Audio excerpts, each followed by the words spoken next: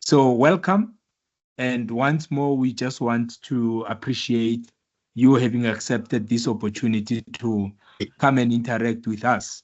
Now, because it's such an informal engagement, you're going to realize very soon that it's about the work that you yourself will have to do. So it's going to be important that we engage each other on the areas that you yourself require assistance rather than just the theories being shared with you for no use, because otherwise then it becomes a lecture, and a lecture that doesn't have relevance and does not address key problems that you yourself as students you are experiencing, because you're also at a different level of development. Then there will be no point of you doing this. So yeah, so basically we'll have a prepared session for all the time that we meet, but we're not going to follow that strictly, because we want to follow an understanding that students are at different levels of understanding this concept called research. Very exciting, very challenging, but fun as well. So yeah, we hopefully that's how we're going to work together. This is what we'll try to cover today with the time that we are allocating. We'll look at the research in the overview. We'll define some of those concepts that we define all the time. You will be familiar with them. We will move into the understanding of science. And of course, we'll also look at the different paradigms, some of which I'm sure you yourself, you're already, dealing with in your own way. So we'll try to simplify them for the purpose of the project or the proposal that you'll be working on. But before I do that, let me just get a sense of who's here and what is it that you're doing, so that I can get a sense of where and how we should start interacting with each other. My topic is dealing with corporate law, and so basically I use this in my practice as well. So that is my interest why I'm doing this research, specifically in directors' liability in terms of the Companies Act. So that is my research. Thank you. So your research is about directors' liabilities.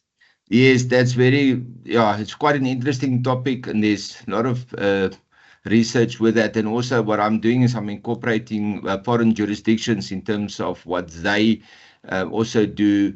I've started off just working with BRICS alone, the BRICS countries, and it's quite interesting how the different jurisdictions is managing directors' liability, for instance. And I've approached my supervisor already, and the supervisor thinks it's a very good topic as well. So I'm very excited because I practice corporate law very much. It's one of my core areas of practice that I do. Sounds interesting to me, but I've got a few questions. If you allow me. You're welcome. And please You're welcome. Take note that this is how we are going to engage. If you go to a group of new students and you say to them, look, I'm in a corporate law environment and I'm interested in director liabilities, there's a lot that they would not understand about that. So share some more. What about directors' liabilities? Okay, here's the interesting part. So a director is obviously controls a company. So they sit on the board of the company, and you get various directors, obviously the executive directors, and then which will be the executives of the company, and they are responsible for running the company. And also with that, in terms of the Companies Act, that liability pertains to decisions that you make. For example, if a company, let's call it the normal limited company, so where they actually have public interest in the company, and where they will advertise for shareholding, then if they put out a prospectus, for instance, and if they put out false information, they are liable for that false information. And similarly, if they also take actions within the company, then they're also liable if that affects the company. So that is part of the liability that is there. So obviously you have to be very careful in terms of the information that you put out there. For instance, to get shareholders buying in on the company. That's just on a public company, for instance. And then also with private companies, similarly, you'll have that the individual directors or multiple directors, depending on the size of the company, can also have directors' liability. And then another aspect that goes with that is what we call the corporate veil, where directors will have multiple companies, and if it ends up in court, that the court can actually lift that corporate veil, because then directors might hide behind multiple companies. So then you also have your companies that have what we call divisions, and that the division is where you usually have a company trading as another company. You understand? And that also causes problems. We are busy with a court case now where a company was trading as another company, but at the same time it was a registered company. And that is in transgression of the National Credit Act, because the National Credit Act says you're not allowed to mislead a person. You're not allowed to use a company name that is a registered company name. So you can understand where this is actually very, it extrapolates in so much the areas that it's humongous. And fortunately, I've done the coursework part of this master's already, and I've passed that. So I just have to do a small dissertation. So I don't have to go that far, but I might do my doctorate in elaborating on this. I'm sure that's what we'll try to tease you into moving into Lionel. But okay, let's go back to the background. Now, are you focusing on public or on private companies, or both? Both, because I've already included in my proposal. I've started a while back, and I've like SAA and so forth. I've brought that in, and then I'm also that is where the public companies, especially SOCs, and because that is also the other one where we have a lot of issues, and where often there's no accountability from those people that have managed those corporate, should I say rather, government companies. You understand? The state-owned enterprises.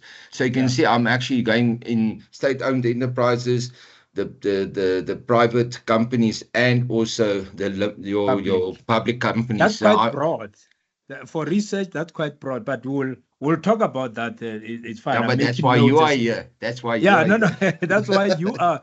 That's why you are also here to help me, because at the end of the day, when you do a proposal, which you are hoping you will, and which I hope you will also pursue into a doctoral, it's about how precise and how, I mean, you can start with both, or once you say public and private, and you say SOE, it's becoming broader, and the scope for me is worrisome.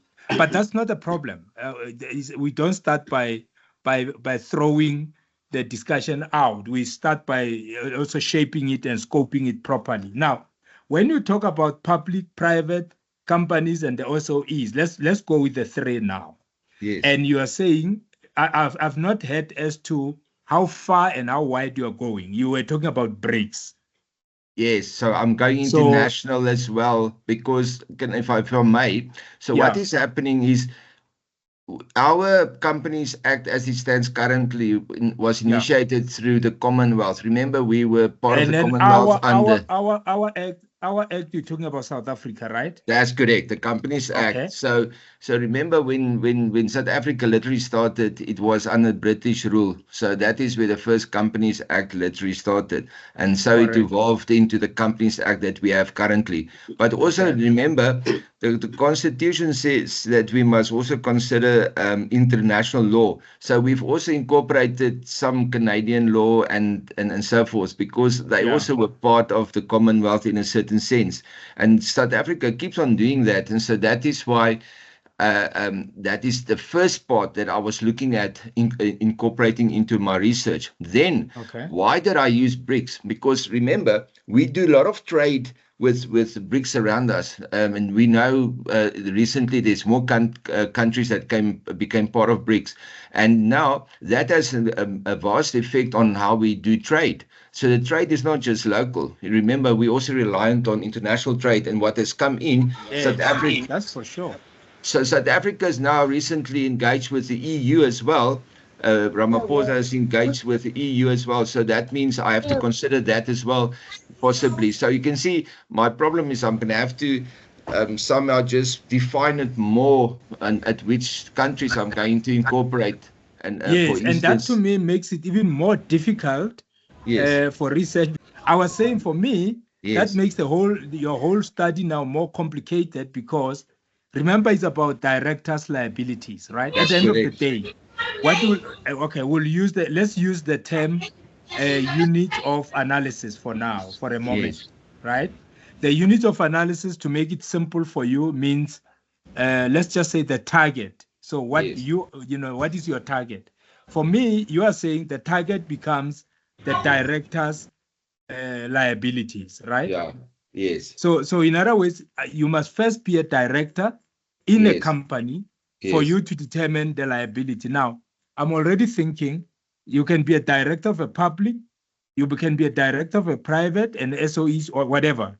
that's Now correct. already I'm sitting with a problem as to public, private, SOE, but also BRICS. So would you be in a position to interview a Russian public director liability running, say, for example, he is in a defense currently fighting Ukraine as a director? We know what I mean. Yes, yes, Or would you be in China to talk to a Chinese director who's busy with trade-offs between Trump and China itself, as a director?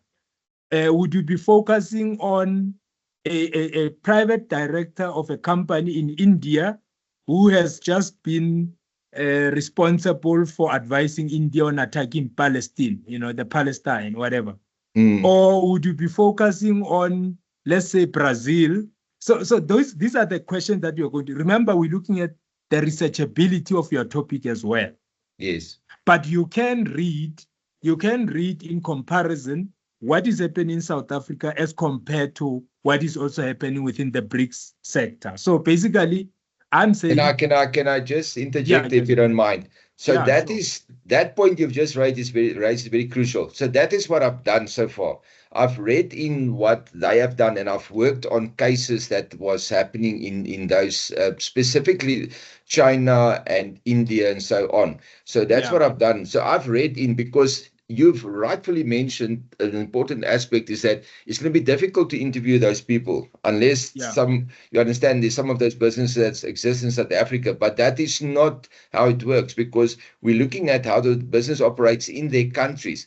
So that's why I've gone and looked at case law from those countries and see how they analyze the responsibilities of a director, because of that problem that I've already perceived that you are mentioning, trying to interview a foreign company director. Oh, okay.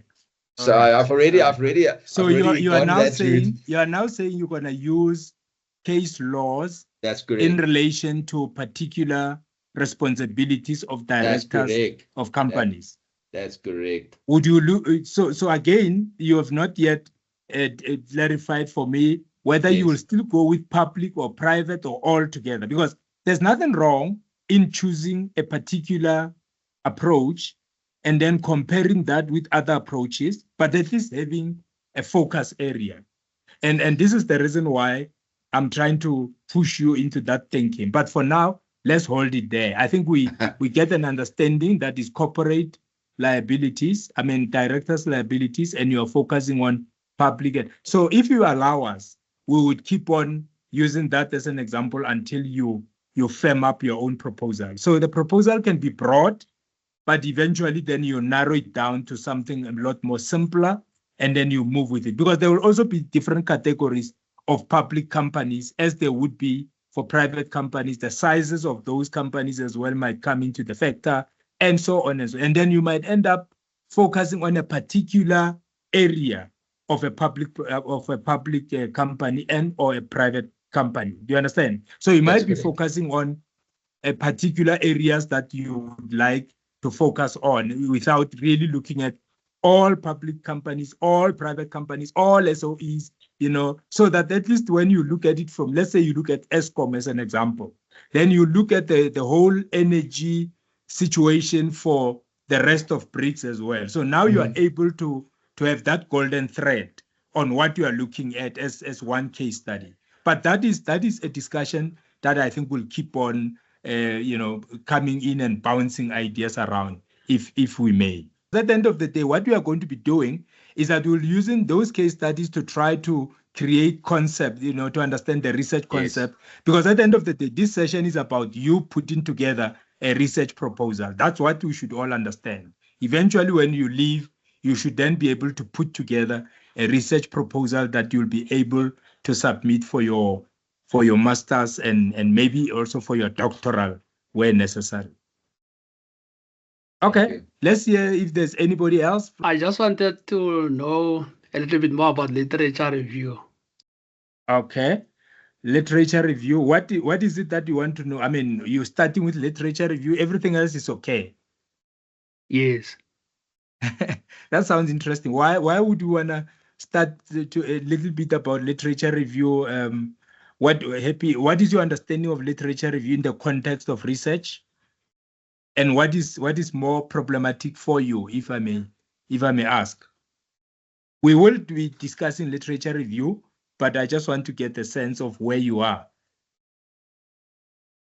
I got interest on it as I've noticed that it is part of a research proposal structure.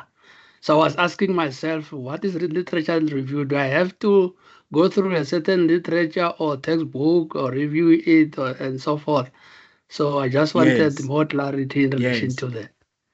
Okay. For the sake of this conversation, and this is not complete conversation, we're going to have a whole discussion on literature review. But for this purpose, you got it right. It's about reading and studying other work that is done by other researchers and authors that you need to refer to, so that at least you have an understanding of the work that you are doing yourself. Because it is understandable that when you are a researcher, it is given that some of that work may have been done by others. So you just need to learn and understand what they've done so that you sort of couch your own work in that context. But there will be a lot of things that you will have to consider in there. But the bigger one, which literature review is quite big though, but the bigger area of literature will be how do you reference, how do you do referencing, and so that you avoid plagiarism, which we'll also talk about, and how then do you narrow your search to a point where you are now able to make sense of the work that you have read. So if you bring 200 documents in your house, I mean, you've got 200 books that you're going to read, it might be very difficult for you if you don't know where to start, how to go about, and when to close, because it can be quite overwhelming. So yes, we will cover literature review, but maybe not necessarily today in our conversation. But I've made note of that. So it's part of the agenda of what we are going to discuss when we discuss a proposal. Happy. Does that help? It does help. Thank you, Prof. Okay. Anyone else? Let's continue. And as I said, there is a principle in research. You can make a note of it because that's also going to help you with your literature review and your interviews. We call it saturation, as the word says. So I only spoke to 2 of you. I don't think we have reached the saturation point. So saturation is when you realize that, you know what, I've read 50 or 100 literature. I'm no longer getting new information. Or when you have interviewed 10 people and you realize that, from the 10, you got everything, that even going beyond 10 to 15, 17, you're more or less not going to get anything new. So it's basically the same stuff. I don't think this is where we are now. 2 of the 17 is quite small. So saturation, ladies and gentlemen, you can make a note. It's a concept in research. When you reach it, you justify and say, look, the reason why I did not go to the 20 more is because I've reached a saturation point when I reached number 11 or number 9. So let's hear. I am struggling with the literature review part of my research proposal. And just to give some background, as Advocate Marks did, I am an international trade lawyer by profession. I sit on a national board in the agricultural space, and I run an export management and trading company that specializes in agricultural trade. I've been at the department, SOE of the Department of Agriculture for the past 4 years as the youngest board member appointed by Minister Toko Didiza. And the reason I chose my topic, my topic is about the post-COVID era and the AFCTA and its implementation. And when I initially started my research proposal, as I've already completed all my coursework, there wasn't a lot of research or case law or legal commentary due to COVID postponing the launch of the AFCTA, and then obviously COVID dragging on for as long as it did. It hindered the application of the ratification of the agreement with member states, and as of recently it has gained a lot of traction, but now you only see that the commentary has come out, but it still doesn't talk about how legal regimes were changed or what implication it had on legal rules, especially from the trade perspective. So that has been my biggest challenge, is to try and find literature that speaks to my specific topic, that I can substantiate my deductions from what I anticipate happening. And with the current global economic climate and geopolitical climate that we're in, my thesis or mini dissertation is moving towards a reliance of African states on the AFCTA in order to combat or mitigate the risks imposed by these trade blocks and tariff increases by the United States and the counter effects of other nations imposing tariffs. So that's the gist of what I've been struggling with and what I came here to get some guidance on. There is a very important principle that you mentioned. I don't want to go into the content. I will ask you a little bit more, but you mentioned something very, very pertinent in research, that there is very little or not enough literature in the area that you are studying. I'm not sure whether I captured that right, Shandine. Yes, that's correct. Yes, and that's very important because that already drives the methodology, the approach that you're going to have to follow. So in other words, where there is very little literature or where there's not enough literature, then it means you are going to have to adopt a particular methodology, which will then assist in generating a lot more. So there's nothing wrong when the literature is not enough. It simply then means, how then do you contribute yourself now into that field itself? So I think you need to write that in your background, because it's very important in research to say, where there is not enough literature, what then do you do? So basically, you're not looking for enough literature. You've did the search, and for now, you are able to say there's not enough literature. I think I'm now moving towards saying perhaps the next meeting, and Godfrey's in the platform, we will just do a literature review. We'll talk about that, because I think that seems to be what you and Happy are saying, and maybe that also something that Advocate Max, is it Max? He said Lionel will also look into, but I think I'm picking up that. But before I move away from you, I just want to check a few things. I mean, you've used the AFCTA, right? Yes. Now, yes, that's the African Free Trade African Continental Free Trade Agreement. So please use that in full, just for the purpose of this engagement, because it will help to relate to the discussion as well. So now, but you are saying you're focusing on that from post-COVID. Did I get you right? COVID-19. Yes. In a post-COVID era. What is the niche? What is the focus area post-COVID? What are you focusing on? I mean, if you take the AFCTA in totality, it has got a whole range of aspects, I suppose, that you can focus on. So what is your focus area? So the three areas, because like Advocate Mark's topic, mine is also quite broad. My supervisor and I looked at three core areas, which was trade and trade facilitation. And then we looked at trade facilitation in respect of medical and food supply, and then as well as national security and border control. And so how medical and food security Yeah. And then the second part to that would be border control and national security. Okay. Yeah, That because is quite broad. yeah, and even with that, That's quite broad. What is the okay?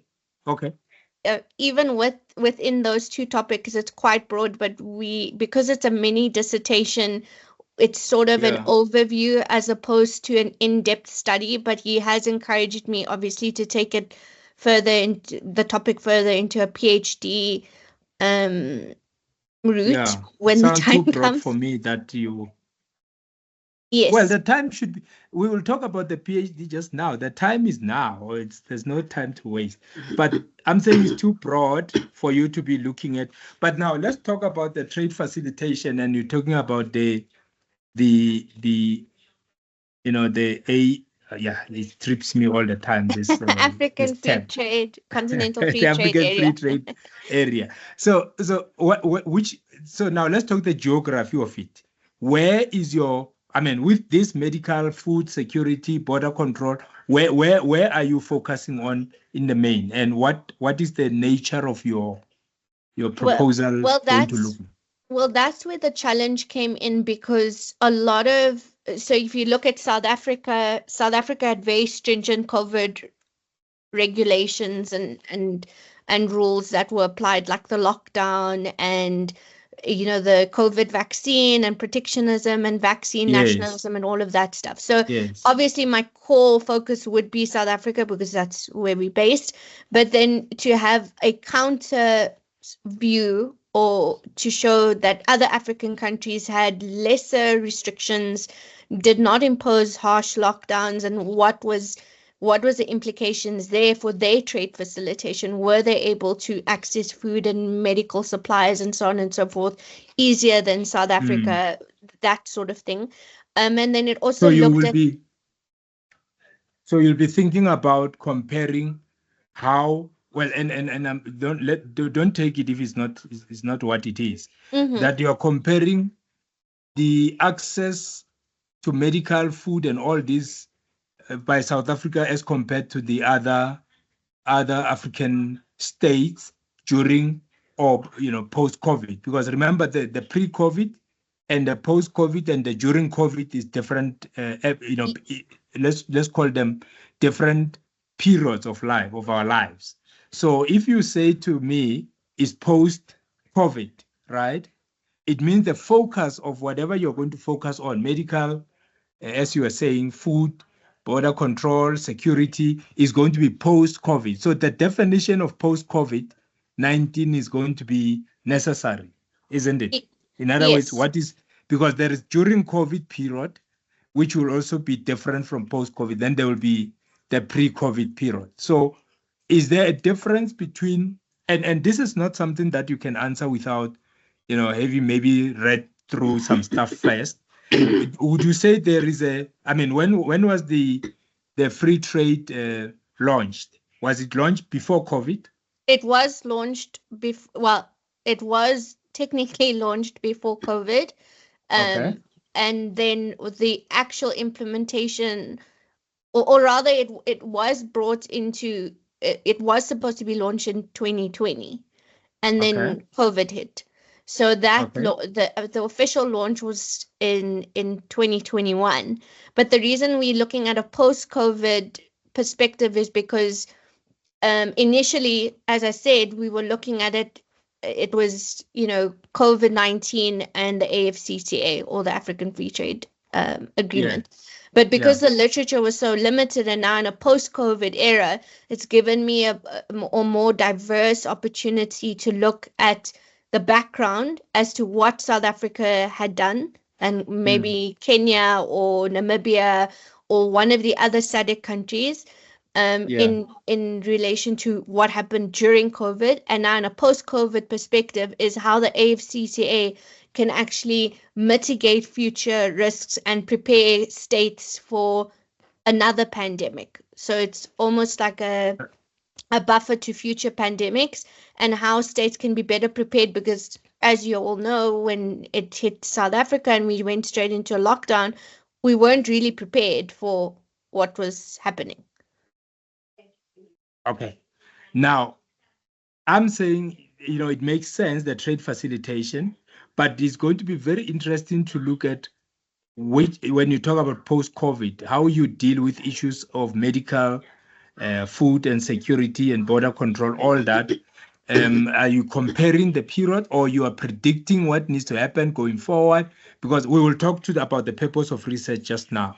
But for me, it's just to think through it, because remember, the simpler the topic, the better you will be able to research it. I mean, I'm looking at Africa, for example, with its 55 or 54 countries, divided into your north, your south, and so on. And say, are you focusing on all of those, the East countries, or are you going to block? You can also group them and say, if you go east, you'll take a country like Kenya.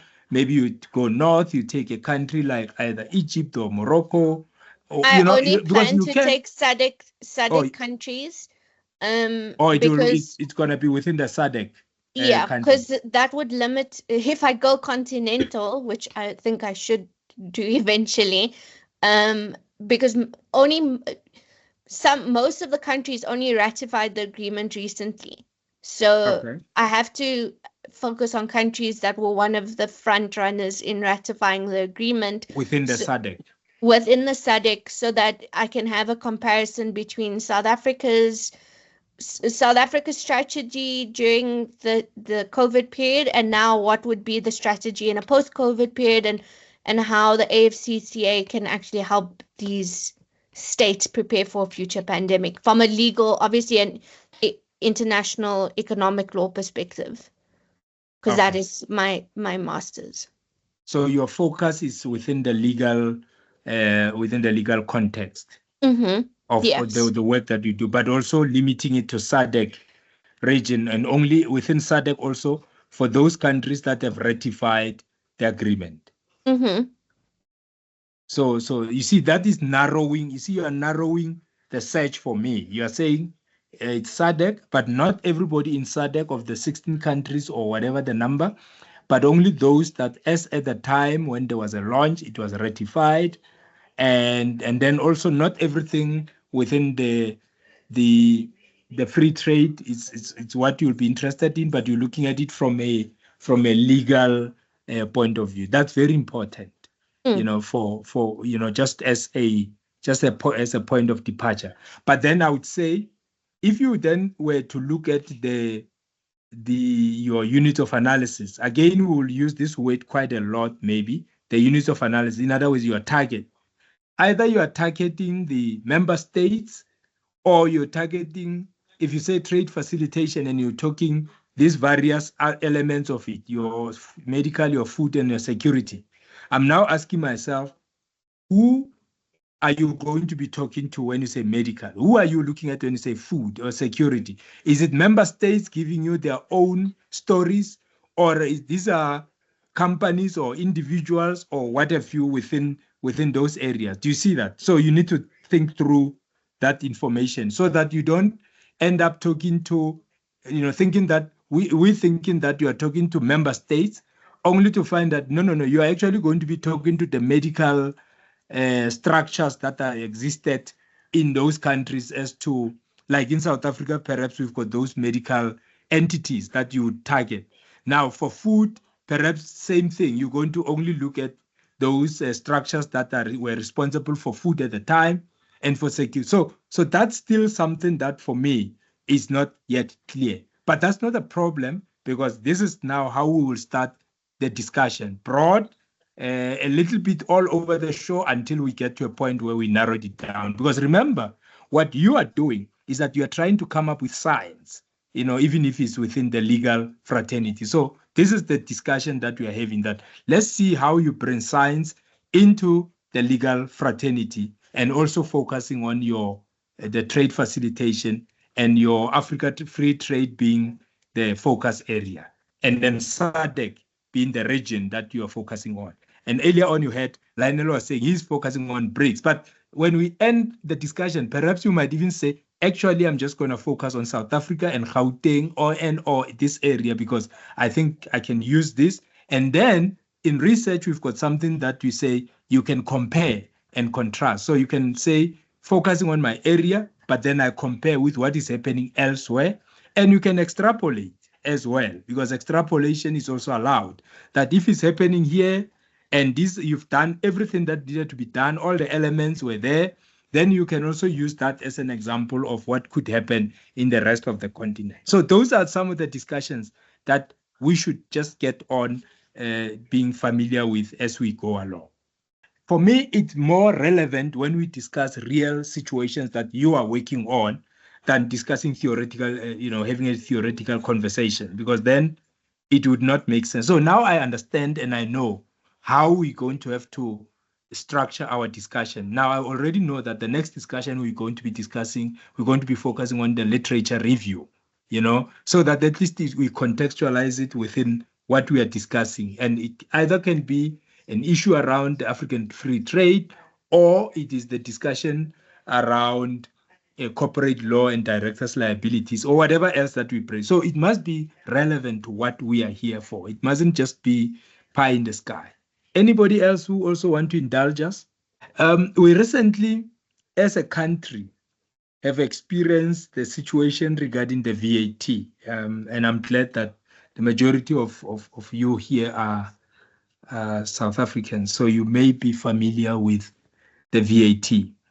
Any reflection on that exercise itself? I mean, we have had a number of organizations, political organizations and economic structures commenting on it, but the irony of it is that everybody seems to have done the great job on it. Any comment, any reflection? And this is again something that I must share with you, that as students, we discuss things that are relevant, because as research students, also as legal, some of you also as legal practitioners, you deal with situations that are real every day. So we're going to use, and in research, by the way, you are allowed to research anything. So there are no no-go areas in research. I mean, otherwise we wouldn't have research and development if we have no-go areas. So it's an open season. When you are going to do research, you must be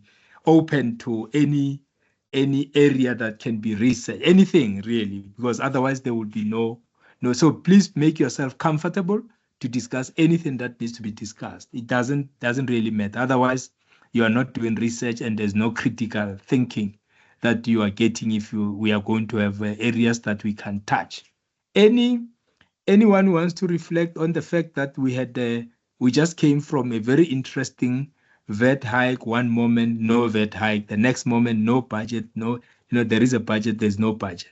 And that was, to me, a moment for which I was thinking to myself, and I think Lionel, as somebody who's studying director liabilities, I'm also just thinking, what was the decision-making model that was happening right there? That we had this situation, one moment we are in, the next moment we are out. Any comment? I'm going to talk from a corporate perspective because I own businesses as well. So, yes. And I think the problem is anybody can come and claim they have the credit for this and so forth. But I think what in essence needs to be considered, if I had to, say for instance, deal with a topic like this, is the effect that it has on business and the broader influence that it can have on the individuals, specifically like what have been discussed by many of these politicians. But it is not only about what the effect it will have on the population, but also on business, because just giving an example, so now you have to charge more VAT, and then also you have to consider reducing your pricing, or you're making the affordability of products lesser. So it has a ripple effect on the social economy of the country, you see. So that is just a debate on its own, in my view, already. So you can see this thing can explode in various discussions if you just take it on that component alone. It's not just about the effect it has on maybe the poorer part of the population, but also on business that employs people, and then people might even just lose their jobs because of this issue if the VAT had to be increased. I mean, 0.5% doesn't sound like a lot, but multi-million rand companies, it affects them. My businesses are not that big, but I can tell you it would have had a ripple effect on our clients. I mean, I heard this other lady said she's a lawyer, and she can just maybe possibly also say that just the effect it would have had on our clients, and it also will have effect on them litigating for that matter. So it's not just about the reversal of the VAT, but also what is the broader effect it would have had on every facet of our society, specifically in South Africa.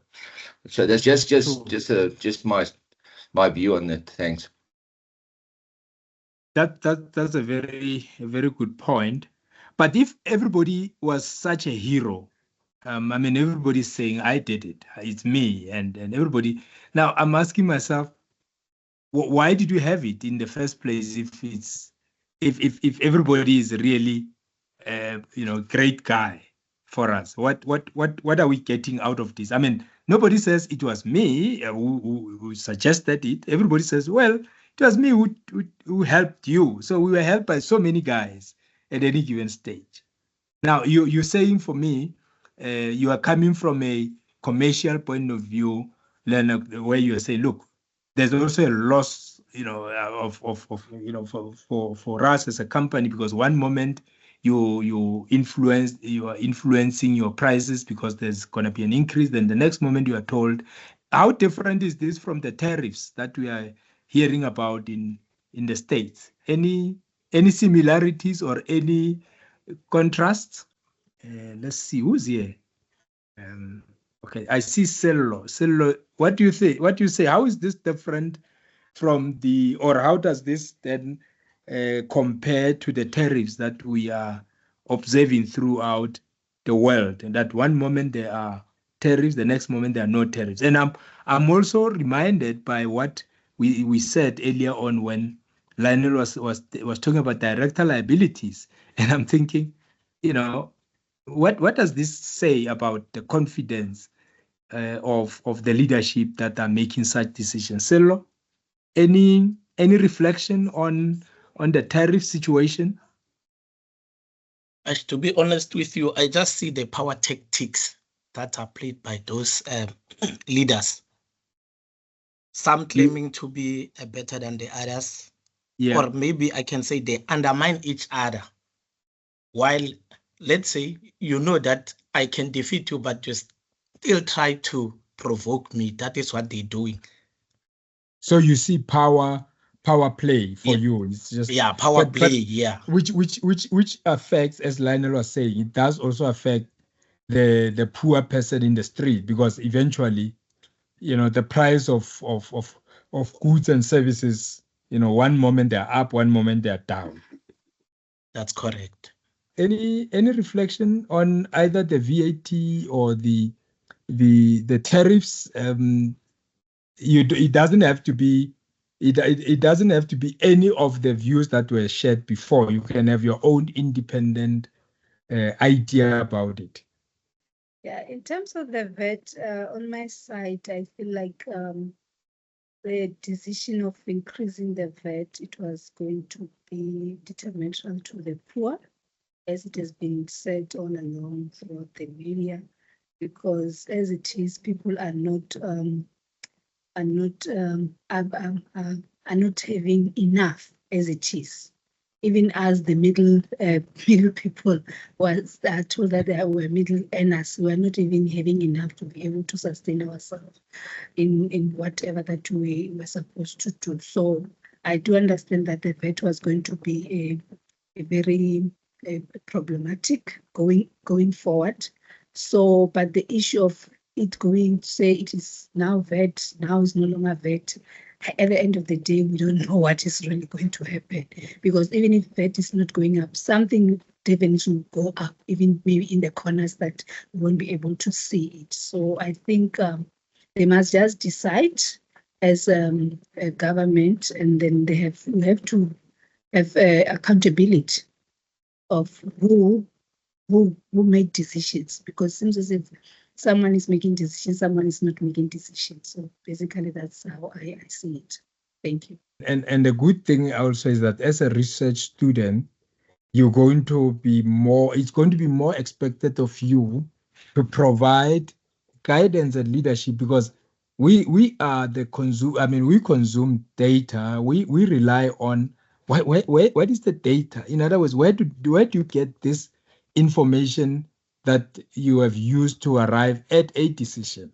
So as some of you are lawyers here, you're going to understand the fact that as researchers, you will be required to provide and to produce evidence, which is unquestionable, because from a scientific point of view, that's what we are trying to build now. So we are trying to build the capacity that you as researchers, you'll then be able to say, I made my conclusions on the following findings. So you're going to hear a lot also from me using the word beyond reasonable doubt, because that's what is being used, especially within the legal fraternity. But in research, it's internal. We're going to use it more within our spaces as part of the internal validity. So that you are saying there is no doubt that where you see smoke, you see fire. So that's what you're gonna have to familiarize yourself with. But let's just frame the situation just for your understanding, as why it's important that you are the student that you are, and we would really encourage you to do more. Tough, yes, maybe, but you have to do more. If you look at the NDP, which is the National Development Plan, which is the plan for this country as to how it should look, how the country should look in 2030, as it was developed. I mean, it was developed many years ago. So we are now almost less than 10 years to get to 2030. So at that moment, when this this plan was being hashed, it was then built on the understanding that good science and technology education is critical for South Africa's innovation. So the technology and science as part of education was already being seen as quite critical for the innovation of this country. So that was the vision, and that still is the vision to this day. Now, South Africa produces 28 PhD graduates per million per year. This is very low. So in other words, in South Africa, we are only able to produce 28 PhD graduates per million per year. And if you use the international standard, this is very, very low. Now, put yourself in that situation and say, what do you want to do? Do you want to make this situation better? Because you want to produce more. In 2030, for example, it is envisaged that 75% of university academic staff should hold PhDs. So this was, remember that NDP, the National Development Plan, was done many years ago as a plan for the country. So they're already anticipating that, they're already suggesting that for this country to be on par with those countries that are at their same level, they need to be producing or at least 70% of the academic staff. It's not what you are seeing in South Africa within the academic space. And I'm sure you as students now are going to say, well, this is the 19 of us. Maybe all of us should just move ahead and build our proposal that we can pursue at the PhD level. Hopefully, I'm trying to encourage you to move in that direction. Now, let's look at the research outputs. In comparison to its population, that is South Africa with its own 65 million. South African science and innovation system is small by international standards. Again, if you look at our population and you look at the science and the innovation, in other words, the students who are pursuing their PhD qualification, it's a very small number. For example, natural science provide the most accredited research outputs as a country right now. We're getting more outputs from those that are doing natural science. That is almost 36% of the country's total output. Still very low, but it still is more better than the other sciences. So we're getting more outputs from the natural sciences than the rest of the other fields that we have. Humanities, we're getting 21% of the research outputs.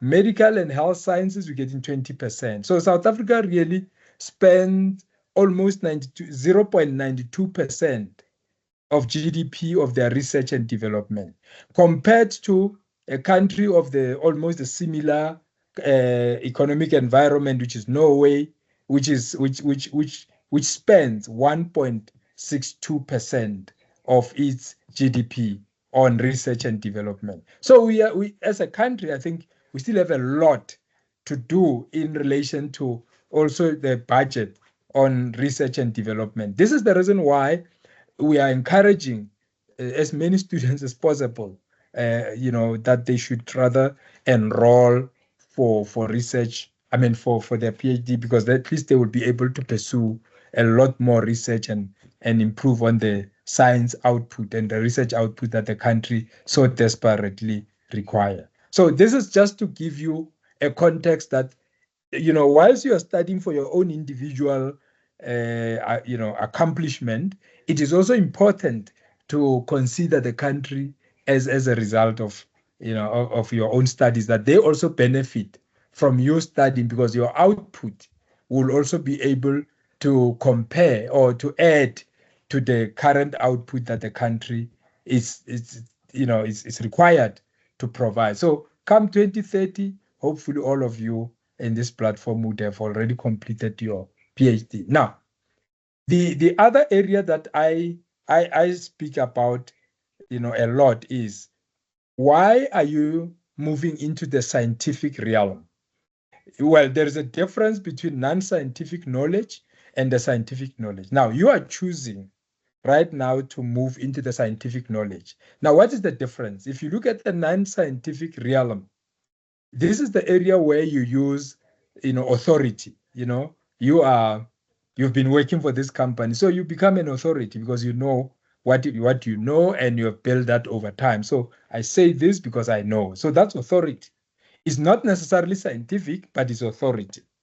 Opinion of peers. When you do something, if you wanted to come and study, you wanted to do, your master's in corporate law and focusing on directors' liabilities. Surely you've got the views and opinions by peers. They matter.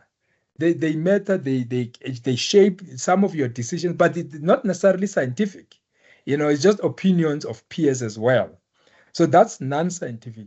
And please remember, non-scientific and scientific doesn't mean there's non-scientific is wrong. It's just for you to understand the difference. So traditions, for example, we are South Africans. This is how we do things. This is a tradition. So this is how we do things. Come the 24th of September, we go for a very nice lekker braai. That's our tradition. There's nothing wrong with the tradition. It's just the way we do things. Some of these traditions are the ones that are inherited on generations to generations. They improve as we go along. Those are traditions. So these are the non-scientific areas that you can generate knowledge from, but they are not necessarily scientific. Debating. Sometimes you've got people that are on television, on radio, or on public platform, or on lecture areas, and they're debating a matter, whether it's VAT, tariffs, or whatever it is that they're debating. Those debates are based on knowledge of the area that people have been brought in to share. They are non-scientific, but they're actually informative. Then there's accidental observation. Accidental observation as well. You drive into work every day and you happen to see that every day under this bridge there are people who sleep in there, but no food to eat, and so on. So it's not something that you have intentionally put together that you are going to study. It's just something that really is accidental. So these, ladies and gentlemen, are some of the elements that you are now going to have to be familiar with, so that when you move into the scientific realm, you are able to see what is it that defines science from non-science. Now, as I said, it doesn't make it wrong. It's not that you are wrong when you are looking at the non-scientific. It's just that there's a difference between the non-scientific and the scientific. So what makes your work qualify as scientific. There are three area elements, principles, whatever you want to call it. So when you say science, these are the only three things that we focus on. And this is the reason why when you do a proposal, we are focusing on the three areas that we are going to build into the research proposal. What are those elements? Systematic observation. So your observation is not accidental. You put together that you're going to study BRICS, and in BRICS, you're going to focus on public or private companies and or both. So it's systematic. You put it as a plan already, so you know what you're looking for. You're not looking for anything else. You're looking at directors' liabilities in that area, or you're looking at trade facilitation in the SADC area. So there must be something that is extremely systematic. It must be systematic. It's control. Control also, as in when you study, you control the environment so that you are able to say, I'm not studying non-BRICS countries. So if you are a country in Europe and you are not a member of BRICS, you are not part of my study. So you're out already because you're controlling the environment that you are studying. If you do trade facilitation and you are using the African continental free trade, you are also saying, I'm not going to look at Africa from a cultural or other perspective that might be archaic or unorthodox. I'm looking at the trade, the free trade. So those are the elements of the free trade will be part of what you are controlling. So anybody who comes out of that, will not form part of your study because you are controlling the environment that you're studying. And then the other element of systematic realm is replication.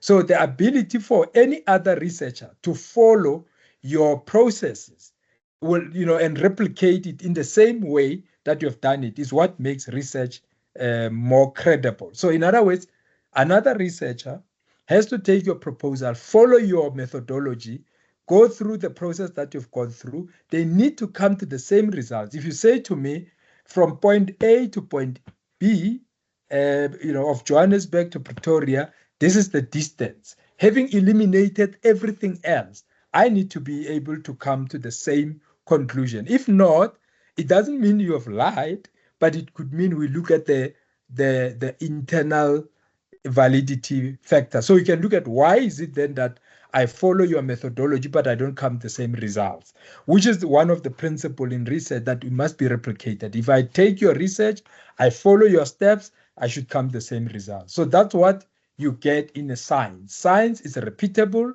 You've got control over the variables that you are studying, and it's also systematic. So we know that you are following a method, whether it's qualitative or quantitative. We know you've got control over the sample and the population and everything else. So everything else that you're studying there is defined, is understandable, and is clear, so that it's not based on accident or is not opinion. So just be mindful of the fact that every time when we speak, ladies and gentlemen, in the proposal space, we will be talking more of the systematic observation, control, and replication, because those are the three areas or elements that define science in all areas and all aspects. So if it's science, it means you are following a systematic observation, control, and replication. But like I said, it does not necessarily mean if it's non-scientific, it's wrong. It's just that you need to understand the difference between the two. So that will define our understanding of non-scientific knowledge and scientific knowledge. The three elements, please make yourself familiar with them, because that's what science is about. It's about systematic observation, control, and replication. We're going to talk about these principles all the time: reproducibility, whether your research can be reproduced in the same way, or somebody can. That is the reason why when we're going to talk to literature review, you're now going to see why it's important to review literature, because basically you are reading the work that is done by other researchers and to see what did they find with their own methodology, and you then have to identify what gap are you picking up from what they've studied. I mean, if I've studied 10 years ago and you're studying today, you can be sure that today, when you bring your own study, there's gonna be difference between 10 years and now.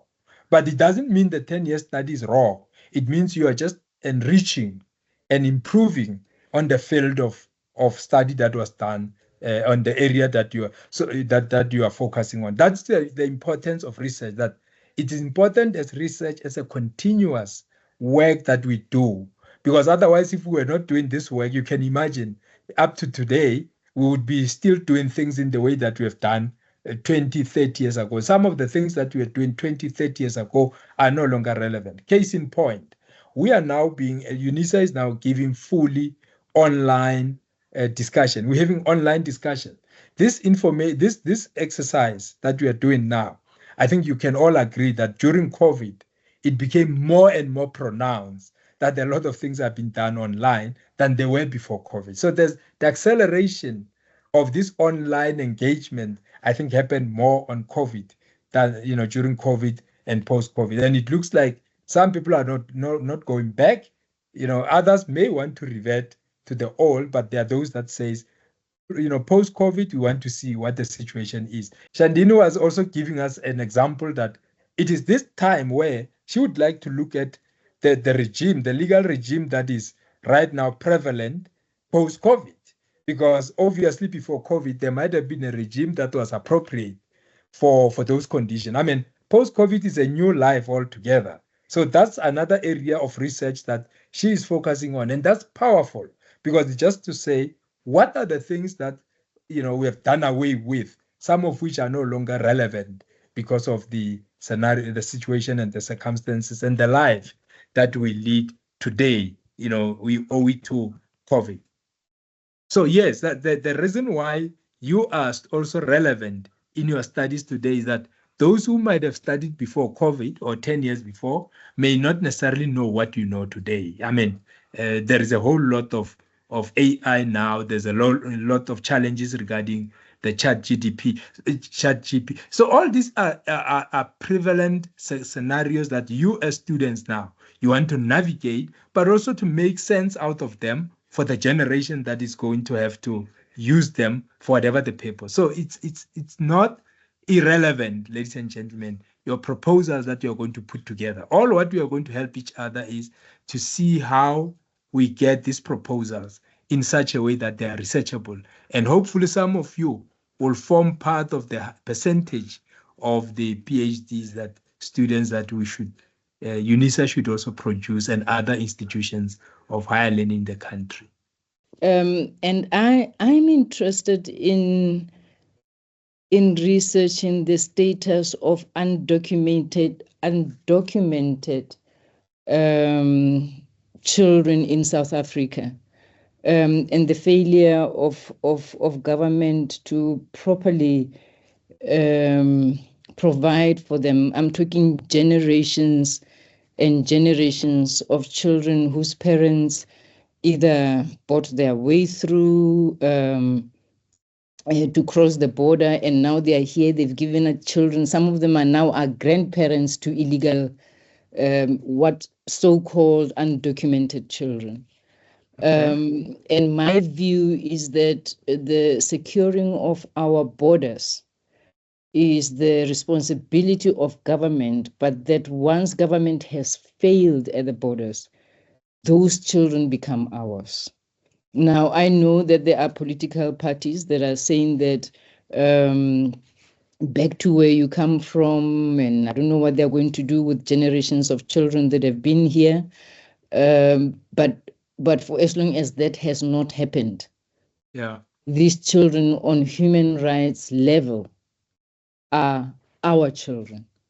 They are allowed into our schools. So the impact of what the stigma of their being uneducated is in schools, what it does to them personally, what it does to their psychology, what it does to their standing in who they are.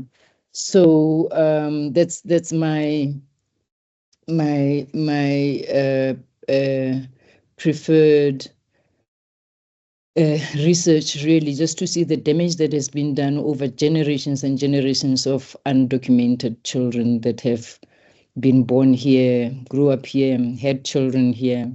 Some never got married, and their children went on to have children. It is endemic, actually. The damage in that space. You've said, a very good hypothesis, which is something that we're going to talk about as well. Yes. It's a very interesting study, and I will tell you why I'm saying this, because we're going to talk about how you can also do a study where the information itself will have to be accessed through a network of a certain group of people, because some information is built on, for example, trust. Yes. And therefore you're going to use referral. So please be on the lookout for that conversation, because how it works is, for example, if you're going to study, let's say you're going to study sex workers, because sex work is work, right? That's right. Now, when you're going to study them, you need to be mindful of the fact that your prejudice might actually damage your own study as a researcher. Yes. So therefore, if you then develop some kind of a rapport with them, with one, they may then refer you to the other. So there's an approach that we're talking about as to how do you go and say to somebody is undocumented. Now, also when you want to study foreign nationals who are illegal or undocumented, they are not going to come they are not going to go in droves to you, because the question is, who are you, and are you not one of those that are going to deport us? So it's important what you are saying about the status of undocumented children in South Africa, and I'm sure you already have a view, because you are saying you feel that there is a failure and there are challenges. So already I think you're formatting a hypothesis that you want to go and test. So what kind of services are available to them, if they were to be taken to their countries of origin, how do they?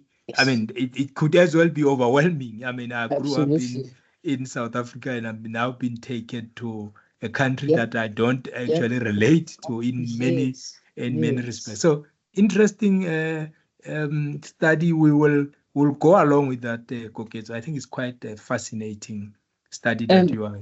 But the difficulty for me is how you're going to access the undocumented children, because it may be that you've got a very wonderful relationship with the Department of Home Affairs and also other organizations. It could be NGOs, it could be those that, because they can also provide you with data for children that although they are parented by foreign nationals, but they are undocumented. But then again, if you say they are undocumented, it means you are not looking for those that are documented as well.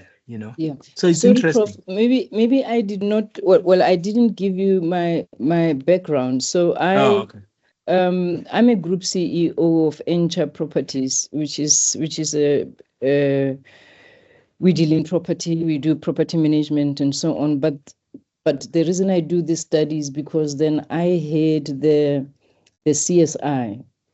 And from the time that we started 9 years ago, I started working with primary schools in and around Atteridgeville. Okay. And I specifically chose children that live in informal settlements. The reason I did so is because they are, first disadvantaged, because even when there are extra classes at school, they have to rush for the bus, which leaves at 2:30, because they live in informal settlements. So over the 9 years, I've seen at least 2 generations of children that have been, and some of our children, when I say our, I'm talking about in the Supreme Cadets Institute, which we started, are these children that I'm talking about, and they get to matric, and somehow I still don't understand how I managed to write matric, but they can't access NSFAS. And some of them can't graduate because they don't have IDs, and then they can't work, and then they have children, and the children are the same. So I'm just saying to you, so that's where my yes. So the population and the sample to identity would not necessarily be a challenge for your study. Okay, great. Yes. Okay, that's great, because then you are already then maybe what should be the issue, Koketo, is you need to formulate your topic, also indicating the geography within which you will be focusing. You know, like you've already said to me, it's more like within the Pretoria, Atteridgeville area. That's right. Right. So that to me seems to be the point, at which you are going to depart the conversation. So you can put it in your, as part of your heading, but obviously as you do that, perhaps in reading, as you do literature review, you will be comparing with what other parts of the world are doing and what kind of services. And I think it's going to be, I'm myself, I'm fascinated by it as well. I'm sure it's going to be very interesting stuff. But it's also going to talk to our understanding of the international protocols. Absolutely. I'm sure that we sometimes talk about, but we do very little about committing to this. So I'm interested in that. I think it's going to be a very interesting study. But please be aware that as we work on this, we're going to come back, we're going to go forward, so that's part. So have your proposal. Yes. By the time we meet for the 5th time, you're going to have you might have changed it 5 times. That's okay. Absolutely. No, because for me, it's as something comes in, you realize, oh, maybe I should add a number, maybe I should change this, maybe I should, so that should not really frustrate you. It's just the way things are going to be until such time that you see, okay, this is now my topic that I need to look at. Thank you, Prof. If I may just ask, I've been hearing, I think the first 2 students who were saying to you, their supervisors have already agreed, or they've presented something to supervisors. I've sent emails requesting to know who my supervisor is. I don't know how we are allocated supervisors, because I still do not have a supervisor. How do we go about this, or how does this work? Okay, that I'm going to defer to Godfrey. Maybe you'll address that at the end of the discussion. Okay. I'm only part-time with UNISA, so I only come to talk about this and then I go. Oh, so I see. But I'm sure when we wrap up, he will also share with you how this process is going to go. And also please be mindful of the fact, and this is for all the students, even when we discuss research, there might be occasions where you yourself have to interact with your supervisor. This is only a process that is actually augmenting the work that you are going to be doing with the supervisor. For example, some supervisors are going, you're going to come out when you do referencing. That some supervisors would say to you they are using APA. Other students are going to say they are using Harvard. So what we'll do for us is that we'll use all the different referencing, and then if there's a particular referencing that your supervisor want, we would have already touched on it. So we're going to just be generic, but also to assist you, because some of the discussion will be more relevant irrespective of who the particular supervisor is. So we try to work through your supervisors where there's a need for it, and where the supervisor have given you feedback on a particular area, we also look at how to assist you through that process as well. But going forward, it shouldn't really make any difference between who your supervisor is if you are just attending this session, because this session is more about, just firming up your proposal, but also making sure that when you go out to do your research, you are clear, you've got your tools and everything ready. So, and where we are wrong, we will all be wrong as students, and I'm sure the lessons will be quite fruitful for all of us when we are corrected. So it's a platform really to correct each other. Thank you very much, Prof. I just wanted to emphasize on this point of the previous student, because I also have a similar problem. I haven't been allocated to the supervisor yet. I've sent email to the MND department. I only receive a automatic response without further assistance. If you can, please, man, assist us in this regard, escalate these matters to the relevant people. Thank you. Oh, colleagues, in terms of the question that was asked by students, I'll give in terms of my experience that I have. I think as soon as you register for the research proposal, you do on your My Life get a letter from UNISA acknowledging that you have registered for that module, and they give you a contact number, I think, of the law department, but a particular person who assists in terms of you getting allocated a supervisor. So I think you need to go and check your My Life and just check that letter. I know it comes as soon as you have registered, because with me, I remember it was Mr. Njezi. I think he was the person that I was allocated to in order to be the person who I must contact to find out about the supervisor. So I'm not sure with the colleagues in terms of the letter, it stipulates who they must contact so that they must find out. But they must go back to their email and check for the contact person who they must email or call. I think it gives you an email, then they must just follow up, because I know sometimes they do take a bit of time, but it needs one to keep on pushing, because with us in the we are responsible just to do the online classes, but we're not responsible in terms of any allocation or anything like that.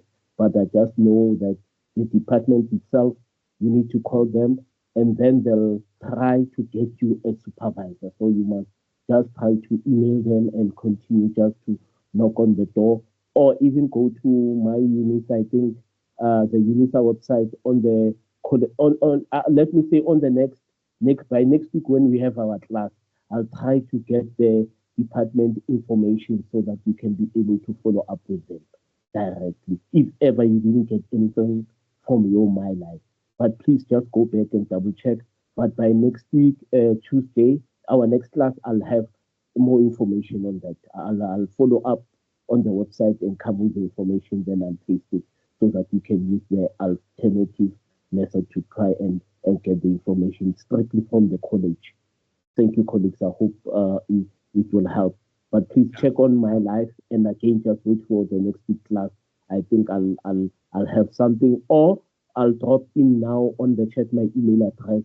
Just send your student number, querying about the same query. Then I'll be able to get the information and send it to you so that you can follow up. Thank you, colleagues. Now, I'm just going to quickly go through this slide because we have already spoken about it. But the importance of it is, to me, is for you to see what we mean when you talk about science. Because this is what you are doing. You are doing science, as part of your proposal. So science is about testing conjectures against observed facts. So it's testing opinions. If you say, this is how things are, you as a researcher, you go and test that using facts.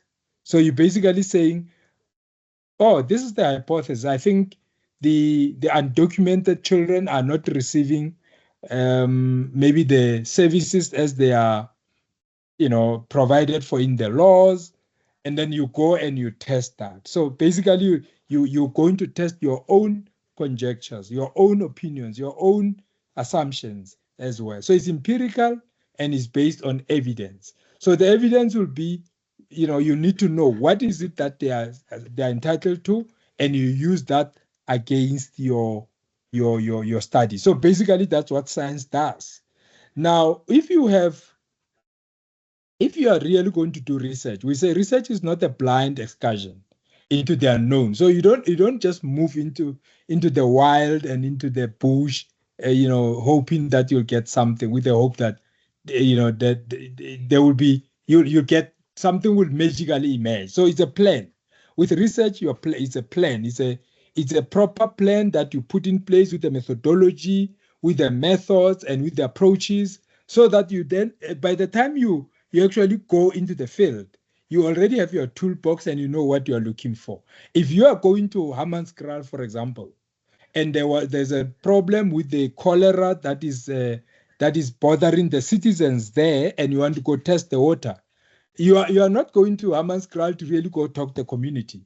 You are going there to get the sample from the water, so that then you use the appropriate tools to test it. And if the tools come out and they say, look, the water is actually maybe very dirty and it has got different color, but there is no bacteria that causes cholera.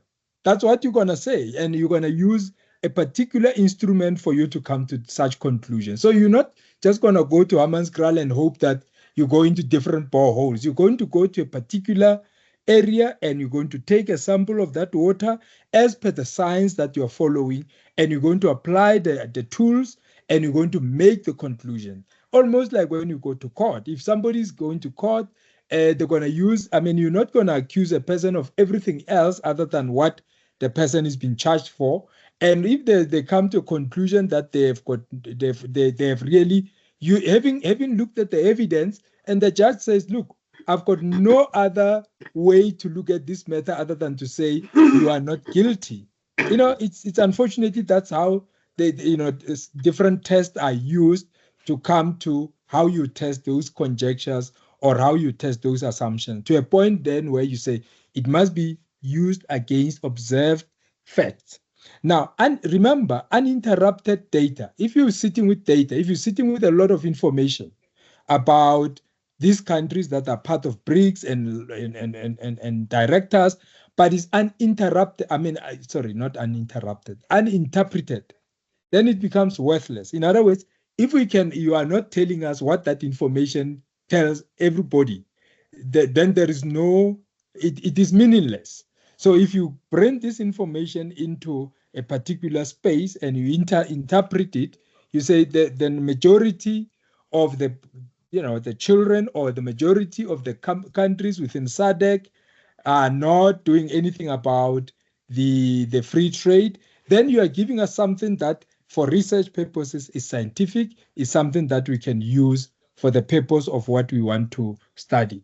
Now, again, we spoke about research. If you talk about research, ladies and gentlemen, in a very simple, but also maybe in the most complicated way, research is a systematic process. So it is a process. Remember, we said it's a systematic process that is not accidental. So your observation there is not by accident. It's a systematic process. So in other words, you're following a particular approaches and methods and methodologies and approaches to solve a problem. So it is a systematic process which involves collection, analysis, and interpretation of data. So when you are doing research, all you are going to do is you're going to collect data, you're going to analyze that data, and you're going to interpret it, to increase an understanding of the phenomenon of interest or concern. So in other words, there's a phenomenon. Remember, a phenomenon in research is something that is not known. So it's a variable that we have not yet defined. So we use those terminology. And again, this is something that I want you to immerse yourself into. You use the jargon, just so that at least you're comfortable with what you're going to do. So it's a systematic process of collecting, analyzing, and interpreting data. And why do you do that? Because you want to increase an understanding of a phenomenon of interest or concern, or you are solving a problem. So when you solve a problem, you need to collect the data, you need to analyze the data, and you need to interpret it. So you do that in order to communicate what was discovered to the larger scientific community. So next time you sit with the scientific community, you then tell them what your findings are. Now, this is the reason why, as a researcher, you are also expected to publish or to share what you found. The reason being, you are then encouraging that scientific community to not only to show interest, but also to go out there and do more. Because in research, unlike maybe in other fields, the more people review they review and critique your work, the better the quality of your work. So in other words, if you can get your work be more criticized, critique from either methodology or from finding, from your data collection systems or the way you're interpreting it and so on, the better for that community to learn. Now, when you look at epistemology, I mean, these are just concepts that you're going to have to just, navigate through them, because at the end of the day, you as a researcher, you're going to say, you're going to realize that this is what you're doing. Epistemology is the science of knowing. So basically, you will know better if you go and you analyze and you read and you get information about, within the BRICS countries on how they deal with the directors' liabilities, for example. You've got a much more, you're getting to know better than somebody who has not done that way. So when you look at epistemology, you say it's a science of knowing. And the methodology, therefore, is the science of finding out. So there is a way in which you're going to find out. So you're not just going to know because it is easy for anybody to know. You're going to know, you're going to follow a methodology, which means the science of finding out. Such methodologies could be, those are the ones that you're going to talk about, including, for example, maybe the way in which you're going to collect data, the way in which you're going to analyze it, and the way in which you're going to interpret it. So you're going to use particular methods and methodologies to collect, to analyze, and to interpret. But basically, that's what science will be doing for you. You will be collecting, you'll be analyzing, and then you'll be interpreting. That's all you do. You collect the data. You can collect the data yourself, or you can collect that data using other ways of collection, literature review being one. And of course, you can also use field workers. So there's many ways in which data is collected. Or you could also use case studies or case laws because you're collecting data. You are collecting documents that are, that you are searching through your internet. All those are processes that we are going to talk about in terms of data collection. Then you have to analyze that data. In other words, you have to put it together and say, here is a lot of data that is sitting with me. What sense do I make out of it? That's analysis. Then you interpret it, where you tell us what you have found, and what that means to the bigger scheme of things. But that is going to be in the area for which you are focusing on.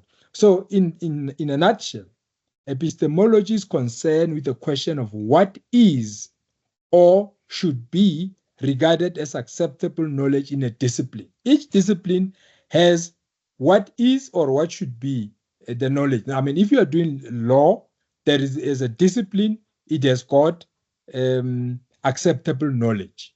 If you do BCom, your commercial science, they've got acceptable knowledge.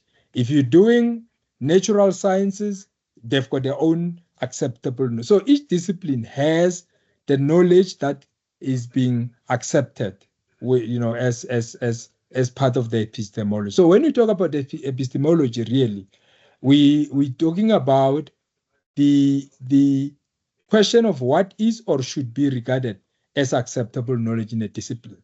A central question, therefore, is whether or not social world can and should be studied according to the same principles, the same procedures, the same ethos as the natural sciences. So basically here we are saying, if you are going to study law, for those of you who have already done law, and because you're also at the advanced level, you already know that as a discipline, there is acceptable knowledge there.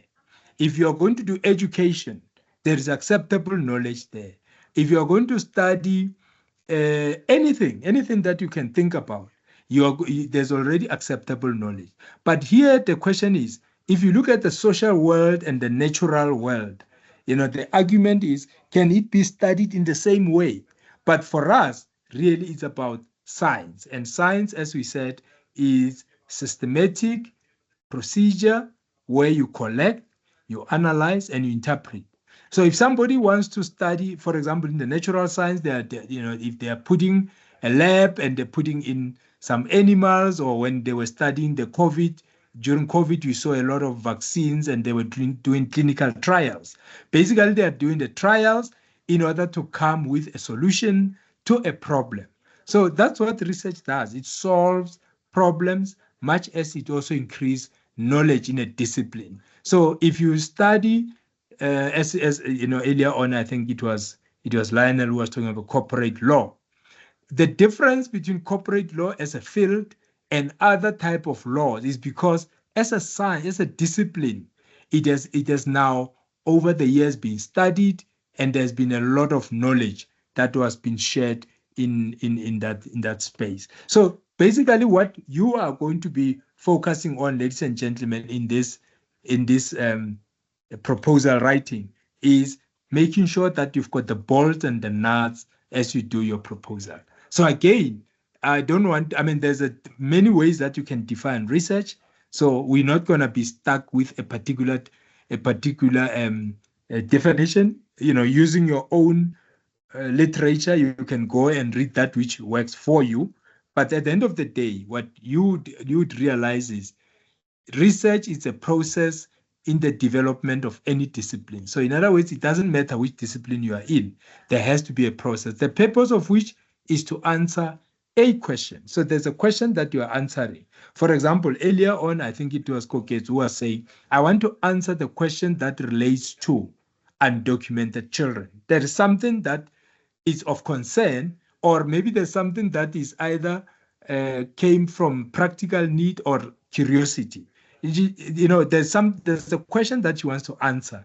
And in answering that question herself, she's also answering it for the discipline, because then there will be those people who will be interested in the answer to that question. And of course, as we all know, research can also, you know, improve on policy making and decision making in many respects.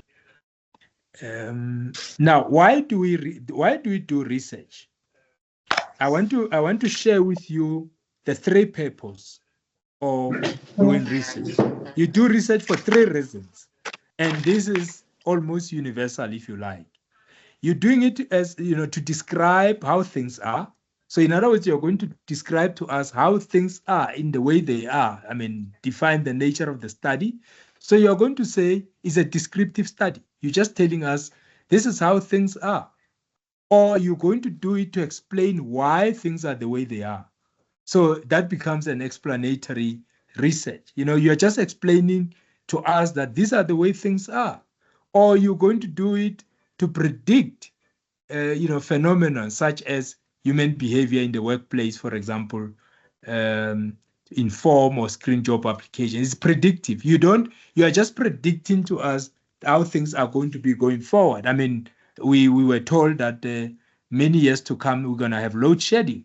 As a predictive study at the time, it was just saying, if you don't do the following, you're going to encounter load shedding.